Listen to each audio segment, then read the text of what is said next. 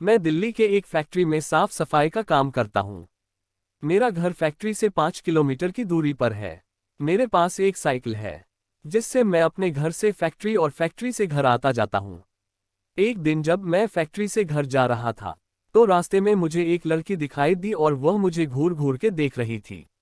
मैं उससे टालते हुए अपने घर की ओर निकल पड़ा। दूसरे दिन फिर वही लड़की मुझे उसी जगह पर दिखाई दी और वह मुझे फिर से घूरने लगी, फिर भी मैंने उसकी तरफ पलट के नहीं देखा और अपने घर की ओर निकल पड़ा।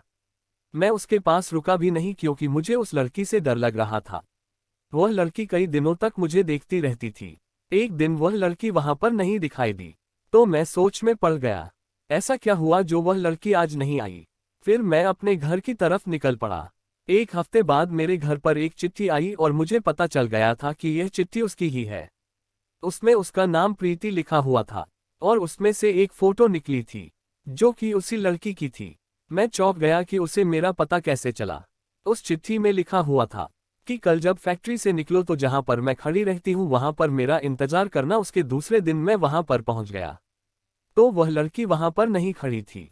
मैंने काफी इंतजार किया, फिर मैं अपने घर की तरफ चल दिया और तभी मुझे याद आया कि वो जो चिट्ठी आई थी उसमें उसका पता तो होगा। फिर मैं उसका पता पढ़कर उसके पते के अनुसार मैं उसके घर मिलने के लिए गया। दरवाजा खोलते ही एक आदमी आया और बोला कि क्या काम है, तो मैंने बोला कि मुझे प्रीति से मिलना है।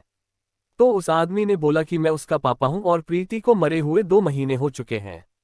मेरे हाथ पांव कांपने लगे। मैं सोच में पड़ गया कि वह लड़की जो मुझे रास्ते में मिली थी और जिसने मुझे चिट्ठी भेजी थी वह कौन होगी। मुझे लगा कि वह उसकी आत्मा होगी।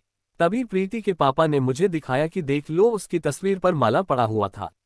तभी मैं भागकर अपने घर पहुंचा। फिर मैंने उस चिट्ठी को जला दिया और उस दिन के बाद से मैंने कभी भी अनजान लोगों से मिलना और बात करना बंद कर दिया।